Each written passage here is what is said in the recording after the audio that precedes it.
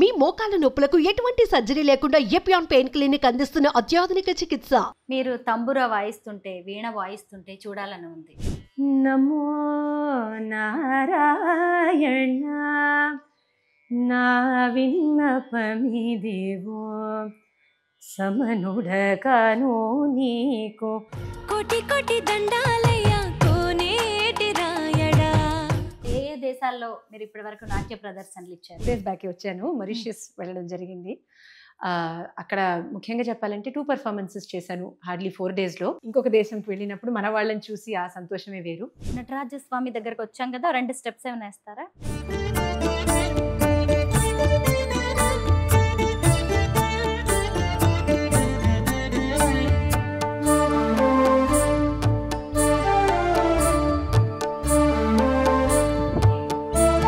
తంబురా కదండి? ఎస్, తంబురా. ఇది కాకపోతే ఈ తంబురాలో ఒక విశేషం ఏంటంటే, మామూలుగా తంబురాలు ఇంకొంచెం పెద్దగా ఉంటాయి యాక్చువల్లీ. ఇది బుజ్జిగా చక్కగా మా ఇంట్లో చిన్న పాప ఇలా ఉంటుంది అనమాట. కళాకారులకి విజిబిలిటీ ఉంది, కళలకి అందరూ తెలుసుకుంటున్నారు. కాకపోతే ఏంటంటే దాని వెనకాల ఉన్న కమిట్మెంట్, దాని వెనకాల ఉన్న మనం ఇవ్వవలసిన శ్రద్ధ ఏంటి అన్నది కొందరు గమనిస్తున్నారు, కొందరు గమనించలేని పరిస్థితి. ఇప్పుడు నా దగ్గరే ఇప్పుడు కూడా చాలా బాధ అనిపిస్తుంది. కొంతమంది ఫోన్ చేసి మేము యూఎస్కి వెళ్ళిపోతున్నాం, ఎక్కడో వెళ్ళిపోతున్నాం, సమ్వేర్ మా ఇంట్లో ఊరికే సరదాగా డెకరేషన్ కోసం అని కొన్ని తబలాలు, కొన్ని మృదంగాలు, కొన్ని వీణలు అవి పెట్టుకున్నాము, మీరు తీసుకుంటారా అని అన్నప్పుడు నిజంగా బాధ అనిపిస్తుంది. ఎందుకంటే ఇవన్నీ ఒక షో పీస్ కింద పెట్టుకునే వస్తువులు కాదు. ఇవన్నీ ఇప్పుడు తంబురా ఉందంటే ఆ కాలంలో దాన్ని ఎంత ఆరాధించి దానిని ఒక తల్లిగా చూసి, ఇప్పటికీ కూడా విజయదశమి ముందు రోజు సరస్వతి పూజ అప్పుడు ఎంత శ్రద్ధతో పూజ చేస్తామంటే అది ఊరికే ఒకరోజు పూజట్లో అలా షోకి పెట్టి ఒక ఫోటో తీసి పెట్టడానికి కాదు కదా. అది కూడా ఒక కమిట్మెంటే అన్న సంగతి ఇవాళ రేపే తెలుసుకుంటూ ఉన్నామన్నమాట. ఓ పాప అంత కమిట్మెంట్ చూపించడం కూడా కష్టపడుతున్నారేమో జనాలు అన్నట్టు. చాలా వీణ నేను చెప్పినట్టు అమ్మ వాయించేవారు, అమ్మ అండ్ అన్నయ్య. సో ఇద్దరు వీణ నేర్చుకున్నారు బాగానే, అంటే మంచి లెవెల్ వరకే నేర్చుకున్నారు. ఈ మధ్య సందర్భం వల్ల వాయించలేకపోతున్నారు. బట్ చెప్పినట్టు మా ఇంట్లో కళలు అంటే అందరికీ ఇష్టం. కొందరు చేస్తున్నాము, కొందరు చూస్తున్నారు. ఇలా యాక్చువల్లీ వీణలు రెండు మూడు వీణలు ఉన్నాయి ఇంట్లో. చాలా డిఫికల్ట్ ఇన్స్ట్రుమెంట్. కాకపోతే బాగా ఒక మనం వీణ అన్న వెంటనే మనం నారదుడు, సరస్వతి అమ్మవారు, చాలా ఒక వేదకాలం నుంచి ఉన్న ఇన్స్ట్రుమెంట్. ఇవాళ రేపు వెసులుబాటు కోసమని దాన్ని బాగా మాడిఫై చేసి కూడా వాయిస్తున్నారు. కాకపోతే బాగా ఒక సామవేదంలో కూడా వీణ గురించి చాలా రెఫరెన్సెస్ ఉన్నాయి, అన్ని వేదాల్లో ఫర్ దట్ మ్యాటర్. సరస్వతి అమ్మవారి చేతిలో ఉంటుంది, నారదుడి చేతిలో ఉంటుంది, హనుమంతుడు వీణ వాయిస్తారంటారు. ఆ వీణలో చాలా రకాలు ఉన్నాయి. దేవతల చేతుల్లో ఉన్న వీణలకి ఒక్కొక్కరు వీణకి చేతిలో మహతి అని, కచ్చపి అని అలా పేర్లు కూడా ఉన్నాయి. ఇప్పుడు కలియుగంలో మనం చేయగలిగింది ఏంటంటే శ్రద్ధగా నేర్చుకొని వాయించి దాని పట్ల మన గౌరవంని చూపించుకోగలుగుతాం అంతే. మీరు తంబుర వాయిస్తుంటే, వీణ వాయిస్తుంటే చూడాలని ఉంది. నమో నారాయణ నా విన్నపమిదేవో సమనుడగాను నీకు సర్వేష రక్షించవే. నమో నారాయణ నా విన్నపమిదేవో సమనుడగాను నీకు సర్వేష రక్షించవే. నమో నారాయణ.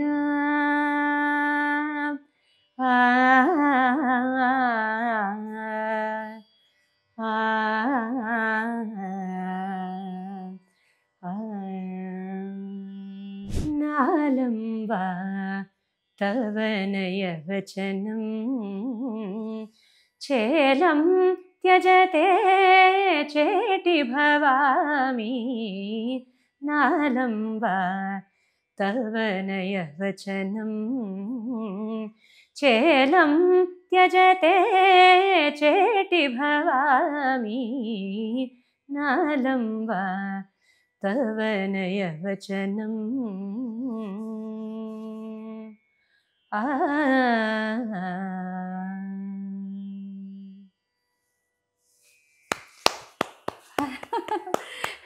వినాయకుడి విగ్రహం చాలా బాగుందండి. దీనికి కూడా ఏదో స్టోరీ ఉంటుంది అనుకుంటున్నాను నేనైతే.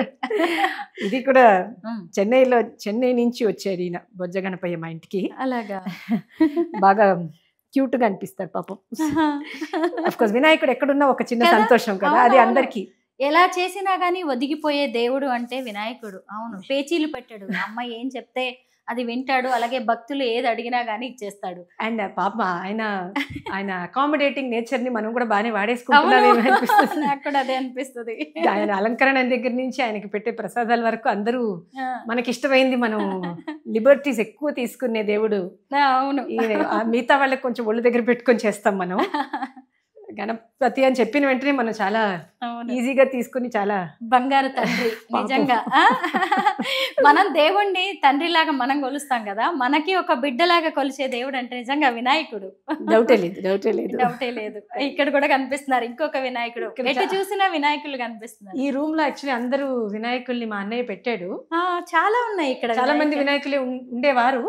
తర్వాత కొంచెం అక్కడ మిక్సప్ కూడా అయ్యి మిగతా వాళ్ళు కూడా వచ్చేసారు ఎంత కొంత. బట్ యాక్చువల్లీ ఈ రూమ్ మాక్సిమం చాలా మంది వినాయకులే ఉండేవారు ఇక్కడ. అవును నిజమే, డిఫరెంట్ గా ఉన్నాయి ఇవన్నీ కూడా. అలా సెట్ చేశాడు.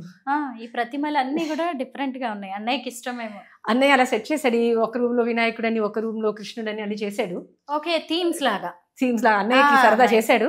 అలా కొద్ది రోజుల వరకు కరెక్ట్ గా ఉంచుకున్నాము. ఆ తర్వాత పిల్లలు వచ్చి ఇక్కడ కూడా చూడండి ఎంత మంది వినాయకులు ఉన్నారో. ఇదిగోండి చూడండి, డిఫరెంట్ షేప్స్ లో ఉన్నారు. అసలు ఏది చూసినా భక్తి భావమేనండి. ఎలా ఉన్నా ఆయనే. ఇంకా బాగుందండి అన్నయ్య టేస్ట్ అయితే. ఇంకా బాగా టేస్ట్ మా ఇంట్లో ఒక్కొక్కరికి ఒక్కొక్క దాంట్లో టేస్ట్ అన్నమాట. అమ్మకి ఒకటి, అన్నయ్యకి ఒకటి. చాలా లక్కీగా కుదిరింది. స్మిత గారు, మిమ్మల్ని చూస్తుంటే ముఖ్యంగా మీ ఫ్యామిలీని అప్రిషియేట్ చేయాలండి. 100%. ఎందుకంటే మీ మాటల్లో మొత్తం కూడా కుటుంబం అంటే ఒక వ్యక్తి ఒక శక్తిగా ఎదగడానికి కుటుంబం అనేది ఎంత తోడ్పడుతుంది, ఎంత దోహదపడుతుంది అనేది మనం స్మిత గారిని చూసి తెలుసుకోవచ్చు.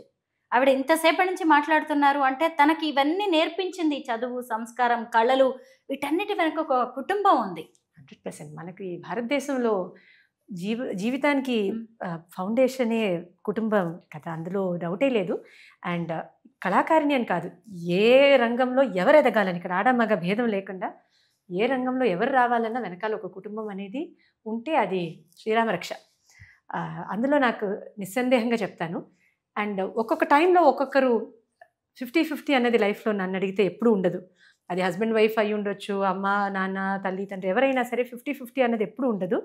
కుటుంబంకి ఏది ఎప్పుడు అవసరమో అది అందించడమే కుటుంబ లక్షణం. సో ఎవరికి ఏది ఎప్పుడు అవసరమో అది చేసి పెట్టి ముందుకు వెళ్తుంటే లైఫ్ బాగుంటుంది. రండి కిందకి వెళ్దాం. అక్కడ ఉన్న ఫోటో ఎవరిదండి? నేను, మా అన్నయ్య అండ్ అమ్మమ్మ తాతయ్య. నేను చెప్పాను కదా మా అమ్మమ్మ చాలా బాగా ఉండేవారని. ఇది ఆ ఫోటో ఆఫ్టర్ స్ట్రోక్. పాపం స్ట్రోక్ వచ్చి రైట్ సైడ్ మొత్తం పడిపోయి స్పీచ్ అంతా పోయిన తర్వాత అమ్మమ్మ తాతయ్య, నేను, మా అన్నయ్య. చాలా పాత ఫోటో అది. అఫ్కోర్స్ పైన వెళ్తే పర్సనల్ స్పేస్ మావి రూమ్స్ అవి ఉంటాయి. కిందకి వెళ్దాం మనం. పిల్లల పెంపకంలో అమ్మా నాన్నే కాదు, అమ్మమ్మ తాతయ్య, నానమ్మ తాతయ్యల పాత్ర కూడా ఎంత ఉంటుంది అనేది కూడా మీ ఫ్యామిలీలో కనిపిస్తుంది. 100%. ఇంతకీ నా చిన్నతనంలోనే మా నాయనమ్మ గారు పోయారు. అయినా అక్కడ మళ్ళీ మా అమ్మ పాత్రే చెప్పాలి. మా నాయనమ్మ నాకు గుర్తులేరు, అయినా కూడా నాన్నమ్మ గురించి, తాతయ్య గారి గురించి అంత చెప్పి మాకు వాళ్ళ మంచి లక్షణాలు అవి చెప్పి పెంచారు. కాబట్టి మాకు ఇటు అమ్మమ్మ తాతయ్య ఇక్కడ హైదరాబాద్లోనే ఉన్నారు కాబట్టి తరచూ వాళ్ళతో బాగానే టైం స్పెండ్ చేశాము. వచ్చేసాము మొత్తానికి మీ డాన్స్ ఫ్లోర్కి. రండి. సో ఇక్కడే మేము ప్రాక్టీస్ చేస్తుంటాము, నేర్పిస్తుంటాము. నా పర్సనల్ ప్రాక్టీస్ కానివ్వండి, పిల్లలు నేర్చుకుంటారు. చిన్న కచేరీలు అవి పెడుతుంటాము. అంటే మా స్టూడెంట్స్కి కూడా సమ్టైమ్స్ వాళ్ళకు ఒక స్ఫూర్తి రావడానికి పిల్లల చేతనే చిన్న పర్ఫార్మెన్సెస్ ఇప్పిస్తుంటాము. లేకపోతే బయట నుంచి కళాకారులు వచ్చినప్పుడు వాళ్ళ చేతకి చిన్న ప్రోగ్రామ్స్ ఇప్పించి మా పిల్లలు అవి చూస్తే ఒక ఇన్స్పైర్డ్గా ఫీల్ అవుతారు కదా. సో అవన్నీ ఇక్కడే జరుగుతుంటాయి అన్నమాట. డైలీ క్లాసెస్ ఉంటాయా డాన్స్ క్లాసెస్? దాదాపు అంటే గురువారం, శుక్రవారం, శనివారం, ఆదివారం అయితే రెగ్యులర్గానే ఉంటాయి. మిగతా 3 రోజులు మాకు ఏమైనా పర్ఫార్మెన్సెస్ అవి ఉంటే దానికి కావాల్సిన ప్రాక్టీస్, లేకపోతే పిల్లలు ఈ మధ్య ఎగ్జామ్స్ అవి కడుతుంటారు కదా, సో దానికి కావాల్సిన ప్రాక్టీస్ అవన్నీ మిగతా 3 రోజుల్లో. సో 7 రోజులు ఏదో ఒకటి జరుగుతూనే ఉంటుంది. సింగింగ్ అండ్ డాన్సింగ్ రెండు నేర్పిస్తాము. కొందరు 2 నేర్చుకుంటారు, కొంతమంది ఒకటే నేర్చుకుంటారు. అది వాళ్ళ ఇష్టం అన్నమాట. 2 నేర్చుకునే వాళ్ళు 2 నేర్చుకుంటారు. అలా. స్మిత గారు, మీరు ఈ ఇల్లు కట్టి ఎన్ని ఇయర్స్ అయింది? ఆల్మోస్ట్ 30 సంవత్సరాలు. ఓకే, అంటే మీరు చాలా చిన్నగా ఉన్నప్పుడే నాన్నగారు ఇల్లు కట్టించారు. ఎందుకు అడిగానంటే అప్పట్లోనే ఇలా ఒక డాన్స్ ఫ్లోర్ ఉండేలాగా కట్టించారు. అప్పట్లో యాక్చువల్లీ చెప్పాలంటే నాన్నగారు ఒకసారి అమెరికా వెళ్ళినప్పుడు అక్కడ అందరి ఇళ్లలో కింద బేస్మెంట్ ఉంటుంది. కానీ బేస్మెంట్లో వాళ్ళు దాన్ని ఏమంటారు, టేబుల్ టెన్నిస్ కదా, బిలియర్డ్స్, ఏవో గేమ్స్ అవి పెట్టుకుంటారు. బార్ ఉంటుంది. అలా ఎంటర్టైన్మెంట్ ఏరియా, అలా పెద్ద స్క్రీన్. అప్పట్లో 90sలో, ఇప్పట్లో ఏం పెట్టుకుంటున్నారో నాకు ఐడియా లేదు. అప్పట్లో అవి చూసి ఇల్లు కడితే అలా పెద్ద స్పేస్ ఒకటి కట్టాలి అని అనుకున్నారు. కానీ మాకు ఇప్పుడు నేను చెప్పిన ఐటమ్స్ ఏవి మాకు పనికొచ్చే ఐటమ్స్ కాదు. సో అందుకని చెప్పేసి అప్పటికి నేను డాన్స్ అప్పుడే నేర్చుకోవడం మొదలెట్టాను. ప్లస్ దానికి తోడు అప్పట్లోనే నేను చాలా చిన్నప్పుడుగానే ఎక్కడన్నా ప్రోగ్రామ్స్ అవి వెళ్ళాలి అంటే ఇంట్లో ప్రాక్టీస్ చేసుకోవడానికి సోఫాలన్నీ ఒక సైడు తోసి ప్రాక్టీస్ చేసుకునే వాళ్ళమండి. ఇప్పటి కూడా చాలా ఇళ్లలో అలాగే చేస్తున్నారు, అలాగే చేయాలి కూడా, ఏం చేస్తాం. లేకపోతే ఇంకెవరు అవుట్ స్టేషన్కి వెళ్ళినప్పుడు, చెన్నైకి అలా వెళ్ళినప్పుడు అక్కడ రిహర్సల్స్ ఏమైనా చేయాలంటే మా బంధువులు ఇంట్లో రిక్వెస్ట్ చేసి కొంచెం వాళ్ళ ఇంట్లో ఫర్నిచర్ అన్ని కొంచెం అలా సైడ్కి చేసి ప్రాక్టీస్ చేసుకునే వాళ్ళం చాలా సంవత్సరాలు. సో నాన్న అనుకున్నారనమాట, ఇల్లు కడితే కనుక ఇలాంటి ఏ ఇబ్బందులు లేకుండా డాన్స్ కోసం అని ఒక హాల్ కట్టాలి అని ఇది ఏర్పాటు చేశారనమాట. అది కాస్త నాకు ఇన్ని సంవత్సరాలు నాకు ఒక ఇదినిచ్చింది, ఒక పర్పస్. ఎక్కడ చూసినా కానీ ఎంత కళాత్మకంగా కనిపిస్తుందో మీ ఇల్లు. ఇక్కడ చూసారా అసలు ఎంత చక్కగా ఉందో ఈ డెకరేషన్. అమ్మవార్లు కదా? అవును, పిల్లలు ఇటు నుంచే వస్తారు కాబట్టి, స్టూడెంట్స్ ఇటు నుంచి వస్తారు కాబట్టి వచ్చిన వెంటనే వాళ్ళకి ఒక చిన్న స్ఫూర్తిని కలిగించడానికి. ఏది చూసినా గానీ ఏదో ఇంటిని అద్భుతంగా, అందంగా, కాస్ట్లీగా చూపిద్దామని కాకుండా దాని ద్వారా ఒక విజ్ఞానాన్ని చెప్పాలి, ఒక మంచి విషయాన్ని చెప్పాలనేది నాకు మీ ఇంట్లో కనిపిస్తోంది. డెఫినెట్ గా. ఇక్కడ ఏంటి మీ గురించి వచ్చిన ఆర్టికల్స్ పేపర్స్ లో కొన్ని మీ పిల్లలు చూస్తూ ఉంటారేమో, స్టూడెంట్స్? అవును, యాక్చువల్లీ నాకు ఇక్కడ పెట్టుకోవడం ఇష్టం లేదు, నాకు చాలా ఎంబారసింగ్ గా ఉంటుంది ఏంటి ఇలా అని. బట్ పిల్లల కోసం అని వాళ్ళు కొంచెం, వాళ్ళకు ఒక స్ఫూర్తి కదా, ఓకే మనం బాగా కష్టపడితే మన గురించి కూడా వస్తుందని స్టూడెంట్స్ కోసం అని కొన్ని అలా పెట్టాము. ఇది మొన్న చేసిన ప్రోగ్రామ్, శ్రీకాకుళం చిన్నది. మిగతావన్నీ పేపర్స్ లో వచ్చినవి. అక్కడ నేను చిన్నప్పుడు బాగా చిన్న చిన్న ఈవెంట్స్, ప్రోగ్రామ్స్, కాంపిటీషన్స్ లో వచ్చిన ప్రైజెస్ అన్ని కొన్ని అక్కడ పెట్టుకున్నాం అనమాట. స్మిత గారు, నేను మీ గురించి ఒక విషయం విన్నాను. మీ దగ్గరికి పేద పిల్లలు కూడా డాన్స్, సింగింగ్ నేర్చుకోవడానికి వస్తూ ఉంటారంట. ఎవరి దగ్గర కూడా రూపాయి కూడా తీసుకోకుండా చెప్తూ ఉంటారంట. నిజమేనా? 100% నిజం. చాలా మంది వస్తుంటారు. రాలేని పిల్లలకి ఆన్లైన్ లో కూడా చెప్తుంటాము. అంటే వాళ్ళ దగ్గరే, బికాస్ ట్రాన్స్పోర్ట్ కి కూడా కష్టపడే పిల్లలు ఉంటారు కదా కొంతమంది. సో వాళ్ళ కోసమని ఆన్లైన్ లో కూడా చెప్తాను. ఇక్కడ కూడా వచ్చినప్పుడు ఫీజు ఇవ్వలేని పిల్లలు, ఫీజు ఇచ్చే పిల్లలు, అలా భేదం, వాళ్ళకి సెపరేట్ బ్యాచ్ అని కాకుండా అందరినీ కలివిడిగా ఒకటేసారి క్లాస్లో తీసుకుంటాము. అండ్ ఆ డిస్కషనే రాదు, వీళ్ళు ఆ గ్రూప్ అని ఈ గ్రూప్ అని, ఆ డిస్కషనే దానికి తావు లేకుండా ప్రొడక్షన్స్లో కూడా వాళ్ళని జాయిన్ చేసుకుంటూ, మేము చేసే పెద్ద పెద్ద ప్రోగ్రామ్స్లో కూడా ఆ పిల్లల్ని కూడా వాళ్ళకి ఆపర్చునిటీని కల్పించి, ఇది నిజంగా నేను చేసేదో పెద్ద సేవ, పెద్ద సర్వీస్ అని నేను అస్సలు అనుకోను. ఎందుకంటే మా సంగీతం గురువు గారి గురించి ఇక్కడ చెప్పాలి. హైదరాబాద్ సిస్టర్స్, సప్తగిరి సంగీత విద్వాన్మణి లలితమ్మ గారు. నేను నేర్చుకున్నప్పుడు, ఇంతకీ నేను ఆవిడ దగ్గర చాలా సంవత్సరాలు నేర్చుకున్నాను. దేవుడి దయ వల్ల మా తల్లిదండ్రులు ఫీజు ఇచ్చే పరిస్థితే, అయినా ఆవిడ తీసుకోలేదు. ఒక్క రూపాయి తీసుకోలేదు. ఎంతవరకు అంటే, సరే ఫీజే తీసుకోలేదు, కనీసం విజయదశమి నాడు ఏమైనా ఒక తాంబూలం ఇచ్చినా అది కూడా తీసుకునేవారు కాదు. నువ్వు సరిగ్గా పాడు, బాగా నేర్చుకో, అదొక్కటి చాలు. అలాంటి గురువుల దగ్గర నేర్చుకున్న వాళ్ళం కాబట్టి నాకు ఇది పెద్ద, నేను చేసేది పెద్ద సర్వీస్ కానీ నేను అస్సలు ఏనాటికి చెప్పను, చెప్పకూడదు కూడా. ఎవరైతే ఫీజు ఇవ్వగలిగే సిచ్యువేషన్లో ఉన్నారో వాళ్ళు ఇస్తారు, తీసుకుంటాము ఆనందంగా, అదేం లేదు. కానీ మాకు వీలైనంత వరకు చాలామందికి నేర్పాలనేదే కోరిక. కళామ తల్లి ముద్దు బిడ్డగా కళామ తల్లికి ఎంతో సేవ చేస్తూ ఉన్నారు. చిన్నప్పటి ఫోటోనా? ఇలాంటి ఒక ఫోటో చూసే ఎంఎస్ రెడ్డి గారు యాక్చువల్లీ మా తల్లిదండ్రుల్ని అప్రోచ్ అవ్వడం జరిగింది. భరతనాట్యం అరంగేట్రంకి ముందు తీసిన ఫోటో, ఇన్విటేషన్స్ కోసం తీస్తారు కదా, అలాంటి ఫోటో ఒకటి. ఇంత క్యూట్ గా ఉన్నారు. స్మిత గారు, ఎప్పుడైనా అనిపించిందా సినిమాల్లో అవకాశాలు ఎందుకు వదిలేశాను అని? ఎప్పుడు అనిపించలేదు. బాగుంది లైఫ్ మీకు, చాలా చాలా హాయిగా ఉంది. బికాస్ ఏదో నాకు నచ్చిన ఆపర్చునిటీ వచ్చింది, అయినా నేను చెయ్యలేకపోయాను, వదులుకున్నాను, పరిస్థితి వల్ల చేయలేదు, అలాంటిది ఏం లేదు. నేను నో చెప్పిన ఆపర్చునిటీస్ అన్నీ కూడా మనస్పూర్వకంగానే నో చెప్పాను, మనస్ఫూర్తిగానే నో చెప్పాను. సో ఇప్పుడు సపోజ్ మనకి చాలా మంచి ఆపర్చునిటీ వచ్చింది, బట్ నాకు ఆ టైంలో వేరే ఏదోటి వచ్చింది కాబట్టి నేను చేయలేకపోయాను, అలాంటివి ఏమైనా ఉండుంటే మేబీ నేను రిగ్రెట్ ఫీల్ అయ్యేదాన్నేమో. బట్ అలాంటిది ఏం లేదు. నేను అప్పుడు చదువుల్లో బాగా బిజీగా ఉన్నాను, పర్ఫార్మెన్సెస్ బాగా చేస్తున్నాను. సో అప్పుడు వచ్చిన మూవీస్ నేను ఏది చేయలేదు. ఇప్పటికీ కూడా నాకు సెట్ అయ్యేది ఏమైనా వస్తే చేస్తానేమో, నాకు చెయ్యకూడదని కాదు, నాకు వచ్చినవి నాకు పెద్దగా సూటబుల్గా అనిపించలేదు, చేయలేదు, అంతే. రోజు నటరాజ స్వామితో చక్కగా మీరు పిల్లలతో కలిసి ఇక్కడ ఆయన ముందు డాన్స్ చేస్తూ ఉంటారేమో కదా, కళాలయం అన్నారు కదా, నిజంగా ఆ మాట వాస్తవం ఉంది. అందరూ అంటుంటారు, ఇన్ ద సెన్స్ డాన్స్ నేర్చుకోవడానికి చాలా ప్లేసెసే ఉన్నాయి, కానీ ఒక మంచి దేవుళ్ళకి సంబంధించిన ఒక ఫీలింగ్తో ముందుకెళ్ళడం అనేది భాగ్యమే అందరికీ. అంటే నేర్పే వాళ్ళకి కూడా అది భాగ్యమే, ఎందుకంటే ఎక్కడ పడితే అక్కడ నేర్పించవచ్చు, బట్ ఒక సందర్భం, ఒక ఆ స్థలం అనే దానికి కూడా ఎంతో కొంత యాడ్ చేస్తుంది కదా.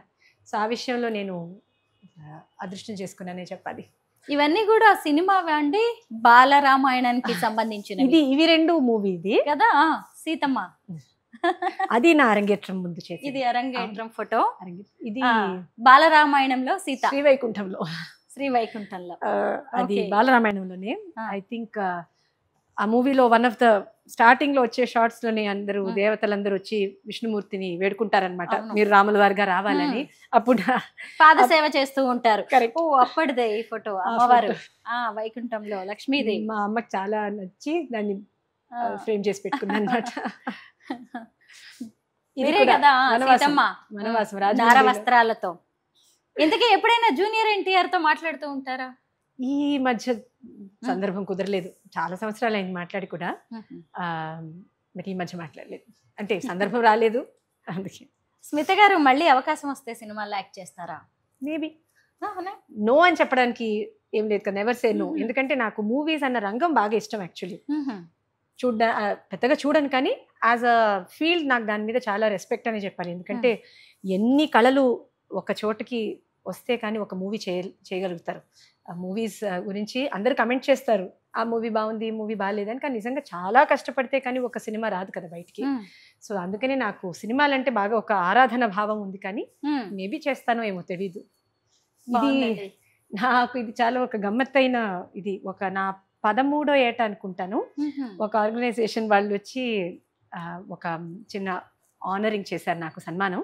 వాళ్ళు ఒక కవి చేత ఒక పోయం రాసి దీంట్లో పెట్టారు. అందులో 13 స్టాన్సాలు ఉన్నాయి, ఇంగ్లీష్ లో అలాగే తెలుగులో. ఇంగ్లీష్ లో తెలుగులో 13 చరణాలు వచ్చేటట్టు మీ గురించి, నా గురించి చేసి, అప్పుడు నా హైట్ ఇంత. ఇన్ఫాక్ట్ నాకు చాలా ఆశ్చర్యం, ఫస్ట్ అండ్ లాస్ట్ టైం నా లైఫ్ లో అలా జరిగింది. ఆ ఫంక్షన్ ముందు వాళ్ళు వచ్చారు ఇంటికి ఇన్విటేషన్ అవి ఇవ్వడానికి. నేను 13 ఏళ్ళే కదా, ఇన్స్టెప్ తో వచ్చారు. ఎందుకంటే ఇన్స్టెప్ తో వచ్చారంటే మీ హైట్ మెజర్ చేయాలన్నారు. ఎందుకండి అంటే మీ హైట్ ఎంత ఉందో ఆ హైట్ కి చేస్తామని పాపం కడపలో ఆ ఆర్గనైజేషన్, ఆ కళాశ్రవంతి అని నాకు టైటిల్ ఇచ్చి మరి పాపం చాలా ప్రేమ ఆప్యాయతతో చేశారు ఆ ఫంక్షన్. మేము ఇంకా మర్చిపోలేము ఆ ఫంక్షన్, ఎందుకంటే ఇది కడప నుంచి హైదరాబాద్కి తీసుకురావడమే అదో ప్రాజెక్ట్. ఇంత హైట్. మీ జర్నీలో ఇలాంటివి ఎన్నో ఉండొచ్చేమో. చాలా చాలా ఉంటాయి. అసలు చూడండి ఎన్ని అచీవ్మెంట్స్, ఎన్ని అసలు మెమెంటోస్ ఉన్నాయి, పురస్కారాలు ఉన్నాయి. ఇవన్నీ తక్కువ, ఇంకా చాలా ఉండుంటాయి. చాలా ఉండుంటాయి, కరెక్ట్, చాలా ఉన్నాయి. అవి మా చెన్నై ఇంట్లో కొన్ని పెట్టాము, కొన్ని అయితే నేను ఇంకా పక్కన పెట్టేశాను, అన్ని చూపించుకోవద్దని చెప్పి. కొన్ని ఇక్కడ పెట్టాను. నేను చిన్నగా ఉన్నప్పుడు మా అమ్మ ఇవన్నీ పెట్టారు. నాకు కొంచెం వ్యక్తత వచ్చిన తర్వాత అమ్మ చాలమ్మ అన్ని పెట్టకే అని నేను అన్ని పైన పెట్టించాను. అటకెక్కిచ్చేసినవి చాలా ఉన్నాయి, కొన్ని మా చెన్నై ఇంట్లో ఉంటాయి. స్మిత గారు, ఫైనల్ గా మనం ఇప్పుడు ఈ జెన్జీ కిడ్స్ గురించి మాట్లాడుకోవాలి. ఎందుకంటే కొంతమంది ఇప్పుడు ఈ కళలు నేర్చుకుంటున్నారు, డాన్సింగ్, సింగింగ్, కానీ మీలాగా ఉన్నంత ఈ డెడికేషన్ లాంటివి కనిపించట్లేదు. ఎక్కడ తేడా జరుగుతోంది? తల్లిదండ్రులనే చెప్పాలమ్మా. ఎందుకంటే పిల్లలు ఫిల్మ్, అన్ఎక్స్పోజ్డ్ ఫిల్మ్ లాగా కదా, మనం ఏది ఫోటో తీస్తే అది వస్తుంది. నన్ను అడిగితే పేరెంట్స్గా తల్లిదండ్రులు చాలా సాక్రిఫైసెస్ చేయాలి, దానిని సాక్రిఫైస్గా భావించకూడదు. బికాజ్ మన పిల్లల కోసం మనం చేసేది అది ఎప్పుడూ త్యాగం అవ్వదు, అది మన డ్యూటీ. ఇప్పుడు చిన్న ఎగ్జాంపుల్ చెప్పాలంటే, నేను చిన్నప్పుడు పాడేటప్పుడు ఐస్ క్రీమ్ తింటే గొంతు పోయేది. ఐస్ క్రీమ్ తినకు తినకు అని నన్ను చెప్పడం కాదు, మా అమ్మ నాన్న అన్నయ్య ముగ్గురు మానేశారు ఐస్ క్రీమ్. చాలా సంవత్సరాల వరకు తినేవారు కాదు పాపం.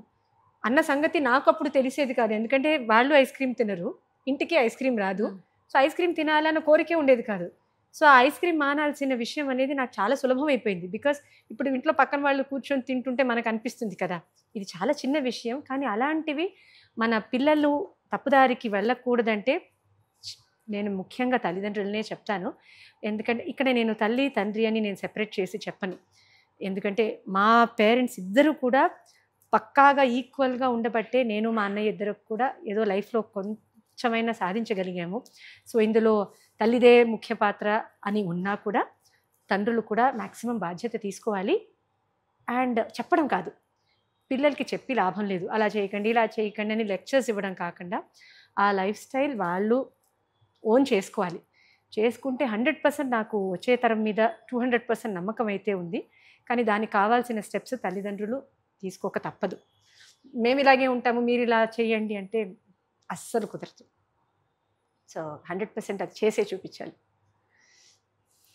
మీరు చాలా బిజీగా ఉన్నారు, అయినా సరే మేము హోమ్ టూర్ అడగగానే, మీ ఇంటర్వ్యూ అడగగానే మా కోసం ఇంత టైం ఇచ్చారు. Thank you so much Smitha గారు. అయితే మీ డాన్స్ 4 స్టెప్పులతో ఈ ఇంటర్వ్యూని క్లోజ్ చేద్దాం. తప్పకుండా, మీరు వచ్చింది చాలా సంతోషం. అండ్ మీతో 4 మాటలు మాట్లాడడం కూడా చాలా బాగా అనిపించింది. చూద్దాం.